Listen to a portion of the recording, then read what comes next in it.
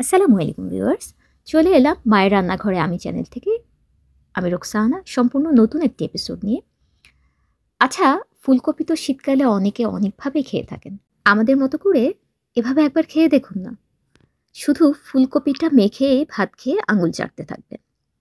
এবং অনেক খাবার আছে না যে পরদিন বাসি হয়ে যায়, কিন্তু এই খাবারটাতে পরদিনও আপনি প্রথম দিনের চাইতে দ্বিগুণ টেস্ট পাবেন, কথা দিচ্ছি। ফুলকপি দিয়ে কই মাছ রান্নার পাশাপাশি আপনাদের সঙ্গে আজকে আমি আরেকটা জিনিস শেয়ার করব, কি করে গতকাল ফেলে দেওয়া একটা জিনিস দিয়ে মজাদার একটা খাবার বানিয়ে নিয়েছিলাম বিকেলের জন্য। চলুন তবে দুটো রেসিপি দেখে নেওয়া যাক। ভিডিওটি ভালো লাগলে আপনাদের কাছে অনুরোধ রইল ভিউয়ার্স, চ্যানেলটি সাবস্ক্রাইব করে বেল আইকনটি প্রেস করে অল সিলেক্ট করে রাখুন, তাহলে আমি যখনই কোনো ভিডিও আপলোড করব সবার আগে আপনার কাছে পৌঁছে যাবে।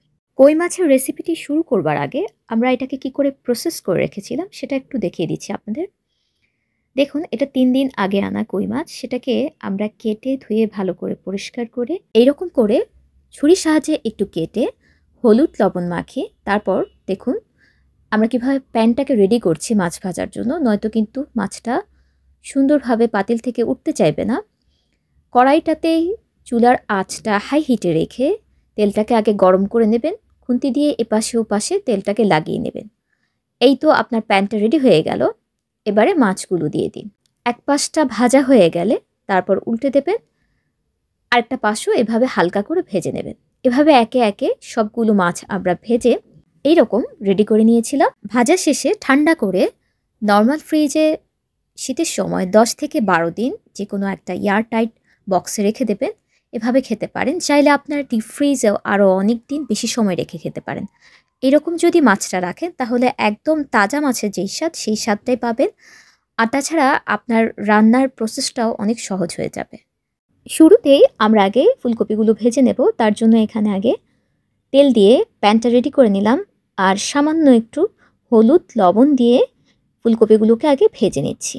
ফুলকপিটা আগে আমরা কি করেছিলাম, কেটে ধুয়ে জাস্ট একটা বলক দিয়ে নামিয়ে নিয়েছিলাম। এতে কি হয়, ফুলকপির ভেতর যদি কোনো পোকা টোকা থাকে সেটাও বের হয়ে যায়, আবার অনেক সময় গ্যাস হয় সেই গ্যাসটাও চলে যায়। তো এভাবে একটু হালকা একটা ভাপ দিয়ে নেবেন, তাহলে অন্যরকম একটা টেস্ট পাবেন। এখন এটাকে একটু লালচে করে ভেজে নিচ্ছি। এবার সেই একই প্যানে আরও খানিকটা তেল দিয়ে সামান্য একটু হলুদ লবণ দিয়ে নতুন আলুগুলোকে এইরকম স্লাইস করে ভেজে নিচ্ছি আমরা। আপনারা আলু আপনাদের পছন্দ মতো শেপে কাটতে পারেন, তবে নতুন আলু ব্যবহার করলে কিন্তু টেস্টটা অনেক ভালো আসবে। এবারে প্যানে 3 টেবিল চামচ পরিমাণ রেগুলার তেল দিয়ে সে আলু ভেজে রাখা তেলটাও আমরা এখানে যোগ করে দিচ্ছি। এখন দিয়ে দেব আধা কাপ পরিমাণ পেঁয়াজ। পেঁয়াজটাকে একটু লালচে করে ভুনে সামান্য একটু পানি যোগ করছি যেন পেঁয়াজটা পুড়ে না যায়।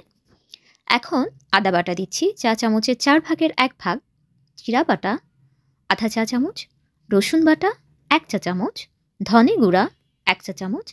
এগুলো দিয়ে ভালো করে কষিয়ে নিতে হবে। ভিউয়ার্স, এখানে একটা বড় সাইজের টমেটোকে আমরা ব্লেন্ড করে নিয়েছিলাম। ছোট সাইজের হলে আপনারা দুটো নেবেন। এখন মরিচ গুঁড়া দিচ্ছি 1.5 চা চামচ, ঝালটা আপনারা আপনাদের পছন্দ মতো দেবেন। হলুদ গুঁড়া 1 চা চামচ দিয়ে টমেটো পিউরিটা দিয়ে দিচ্ছি, আর দেব স্বাদ মতো লবণ।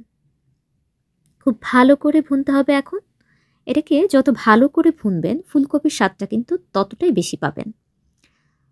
মশলাটা যখন এইরকম তেলের উপর উঠে যাবে, এখন দিয়ে দেব ভেজে রাখা আলু কপিগুলো। বাংলায় একটা প্রবাদ আছে, আগে দর্শনধারী তারপর গুণ বিচারী। ভালো করে মশলাটা এখন মাখিয়ে নিতে হবে। মশলা ধোয়ার সামান্য একটু পানি যোগ করেছিলাম আমরা 5 মিনিট কষানোর শেষে। এখন ঝোলের জন্য গরম পানি দেব। অবশ্যই গরম পানিটাই দেবেন, নয়তো কপিটা পারফেক্টলি সেদ্ধ হবে না। এখন মাছ দেবার পালা। ঝোলের মধ্যে আলতো করে উল্টে মাছগুলো দিয়ে দেবেন, নয়তো মাছের সমানভাবে মশলাটা ঢুকবে না। আর মাছ কিন্তু খুব সেন্সিটিভ জিনিস, ভেঙে গেলে দেখতে ভালো লাগে না। যখন পরিবেশন করি আমরা কাঁটাটা বের হয়ে যায়। বাঙালি হিসেবে ভীষণ রকমের গর্ববোধ হয় জানেন, যে এগুলো বাঙালি খাবার। আর মহান আল্লাহর দরবারে হাজার হাজার শুকরিয়া যে এমন একজন রাঁধুনি মা পেয়েছি আমি। আমাদের মাছটা কিন্তু হয়ে এসছে। এখন এই মুহূর্তে কাঁচামরিচ ও ধনেপাতাটা যোগ করে দেব। এই রান্নাটা যেমন জিরা গুঁড়ি লাগবে না, তেমনি কোনো বাগারেরও প্রয়োজন হবে না। চাইলে দিতে পারেন, এটা এমনিতেই দুর্দান্ত টেস্ট, তাই আর কোনো কিছুরই প্রয়োজন নেই। ঝোলটা যখন এই রকম মাখো মাখো হয়ে যাবে, চুলার ফ্লেমটা তখন অফ করে দিচ্ছি। ভিউয়ার্স, ভিডিওটাকে আপনি দেখে ফেলেছেন অলরেডি? ট্রাই করবেন না? অবশ্যই কালকে রান্নার প্রস্তুতি নিন। দুর্দান্ত স্বাদের একটা রেসিপি পেয়েছেন আপনি আজ। চলুন আরেকটা রেসিপিতে যাই। এবারে দেখিয়ে দিচ্ছি আপনাদের সেদিন ফেলে দেওয়া কোন জিনিসটা দিয়ে একটা স্পেশাল সন্ধ্যার নাস্তা বানিয়েছিলাম। এখানে খানিকটা পোলাও দেখতে পাচ্ছি। সেদিন খাওয়ার পর এটুকু বেঁচে গিয়েছিল, কাউকে আর খাওয়ানো যাচ্ছিল না, অগত্যা ফেলে দিতেই হতো। তো তখন আমাদের মাথায় একটা বুদ্ধি এলো, যেটা আমরা সবসময় করে থাকি, যে কী করা যায়। তো এই যে দেখুন, এখানে এর জন্য ভেজিটেবল কাটা হচ্ছে। নিচ্ছি বরবটি কুচি করে, খানিকটা টমেটো, এখানে আছে ডিম, এটাকে একটু লবণ দিয়ে আমরা ভালো করে ফেটিয়ে নেব। এখানটায় আছে খানিকটা মাংস, আগে থেকেই ঝাল রোস্টের খানিকটা মাংস আমরা তুলে রেখেছিলাম, সেটাই আজকে ব্যবহার করছি। এখানে খোসা ছাড়িয়ে গাজরটাকে গ্রেট করে নেওয়া হচ্ছে, আর এপাশে ভালো করে সেই আমাদের ডিম দুটোকে ফেটিয়ে নেওয়া হচ্ছে। আর এখানটায় আমরা সাদা গোলমরিচ নিয়েছি, এগুলোকে ভালো করে গুঁড়ো করে নেব। এখন চলে এলাম রান্নায়। তার জন্য প্যানে সামান্য খানিকটা তেল দিয়ে ডিমটা দিয়ে দিচ্ছি। ডিমটাকে আমরা স্ক্রাম্বল করে নেব। একটু ঝুরি কুচি হলে ভালো হয়, যেহেতু আজকে আমাদের শেফ আমার ভাগ্নে, ওর আবার দেখা সৌন্দর্যের জন্য একটু ডিমগুলো বড় বড় শেপের পছন্দ, তাই ও ঝুড়িটা একটু বড় করে নিয়েছে। এখন প্যানে 2 টেবিল চামচ পরিমাণ ঘি দিয়ে খানিকটা পেঁয়াজ কুচি, রসুন কুচি, কাঁচামরিচ ও টমেটোগুলোকে আমরা সতে করে নেব। রসুন কুচিটা চাইলে ডিমের সঙ্গেও যোগ করে দিতে পারেন। এখন আমাদের সে আগে থেকে কেটে রাখা সবজিগুলো আমরা এখানে যোগ করছি। এগুলোকেও এখন একটু ভালো করে সতে করে নিতে হবে। চুলার ফ্লেমটা কিন্তু এই অবস্থায় অবশ্যই হাই হিটে রাখবেন, নয়তো সবজির কালার এবং সবজিটা ওভারকুকড হয়ে নষ্ট হয়ে যাবে। এখন দিচ্ছি স্বাদ মতো লবণ। যেহেতু আমাদের চিকেনটা আগে থেকেই কুকড করা এবং পোলাওটাও আগে থেকে কুকড করা, সেজন্য লবণ খুব অল্প পরিমাণে লাগবে। জাস্ট সবজির জন্য যতটুকু লবণ প্রয়োজন ছিল ততটুকুই আমরা ব্যবহার করেছি। এখন সেই শ্রেড করা চিকেনটা আমরা এর মধ্যে দিয়ে দিচ্ছি। এখন কি করবেন, ভালো করে মিক্স করে শুধু নাড়তে থাকবেন। প্যানটা যত ছড়ানো হবে, মানে কড়াই টাইপের যদি প্যান হয়, তাহলে সবচেয়ে বেশি এই রান্নাটা ভালো হয়।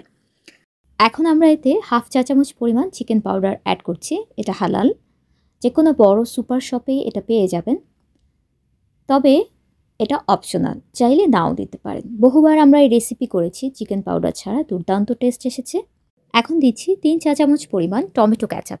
এখন সেই স্ক্রাম্বল করা ডিমটাকে আগে সবজির মধ্যে দিয়ে ভালো করে নেড়ে চেড়ে সবটা রাইস দিয়ে দিচ্ছি আমরা।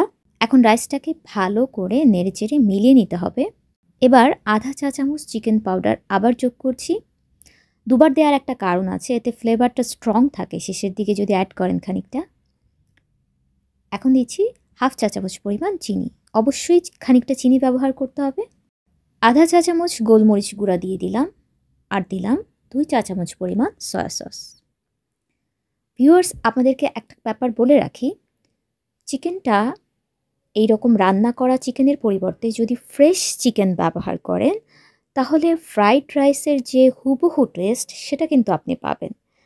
আমাদের বাসায় এইভাবে এই প্রসেসে এই রান্নাটা করে অনেককেই খেতে দিয়েছি, কেউ ধরতে পারেনি যে এটাকে আসলে কেনা ফ্রাইড রাইস নাকি আমরা পোলাওকে এইরকম প্রসেস করে পুনরায় এই রান্নাটা করেছি। তো অবশ্যই একবার ট্রাই করবেন আমাদের রেসিপি ফলো করে। ভালো লাগলে লাইক, কমেন্ট, শেয়ার করে আমাদের সঙ্গেই থাকবেন, চ্যানেলটা সাবস্ক্রাইব করে, আর অবশ্যই আমাকে একটা লাইক দেবেন। তো আজকে আমি রোকসানা এখান থেকেই বিদায় নিয়ে নিচ্ছি। সবাই আমার জন্য দোয়া করবেন। আল্লাহ হাফেজ।